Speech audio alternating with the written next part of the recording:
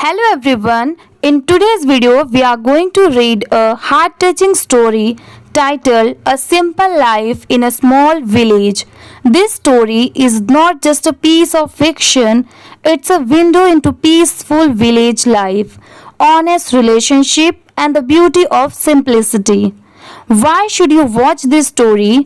Because while listening and reading, you will improve your English reading and pronunciation, learn new vocabulary and sentence structures, understand how to express emotions and life values in English, and most importantly, enjoy a motivational and meaningful story that will stay in your heart for a long time. Whether you are a student, a beginner in English, or someone who just loves short stories, this video is going to be super helpful for your learning journey.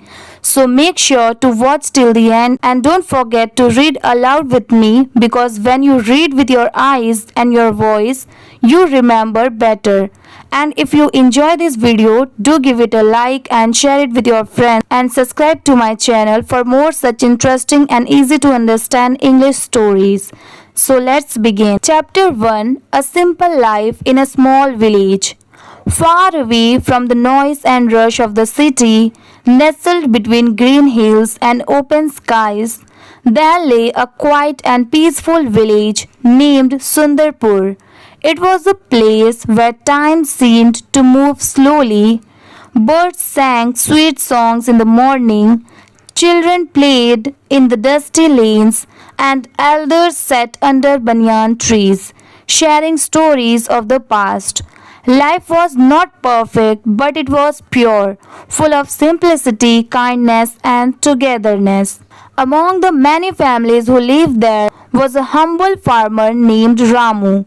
He lived in a small thatched house with his lovely wife Lata, their cheerful son Golu, and sweet daughter Meena. They didn't own much, just a small piece of land, 2 oxen, a cow, and their faith in hard work. Yet their hearts were rich with love and satisfaction. Ramu's day began before the sun rose. He would wash his face with cold well water, light a diya in the small home temple, and whisper a silent prayer. Then, carrying his tools, he would walk to his fields through narrow mud paths. The earth was his friend. He knew when it was thirsty, when it was tired, and when it was ready to grow. Lata, on the other hand, was a picture of strength and care. She would cook food on a chulha, sweep the front yard, and send Golu and Meena off to the village school with tiffins packed with love. Though life was simple, every small moment felt precious. Golu loved to ask questions. One evening, while watching the stars, he asked his father, "Papa, people in cities have so much big buildings, shiny cars, electricity all day. Don't you think we are poor?" Ramu smiled and pulled Golu closer. "Son, they may have more things, but do they have more peace? Here we breathe clean air, eat fresh food, we grow ourselves, and sleep peacefully at night. We are not poor, we are just not greedy." The story of Sundarpur was not just about one family. The entire village lived like one big family. If a child was born, the whole village celebrated. If someone fell sick, neighbors brought food, herbs, and warmth. During festivals like Diwali, the village lit up not just with diyas but the unity. Everyone, rich or poor, sang, danced, and shared with little they had. But life wasn't always easy. One year, the rains were late, the crops began to dry, and worry grew in everyone's hearts. Yet, instead of panicking, the villagers came together. They dug canals, saved water, and shared whatever little grain they had. Their strength was not in money but in togetherness. Year passed and Golu grew up.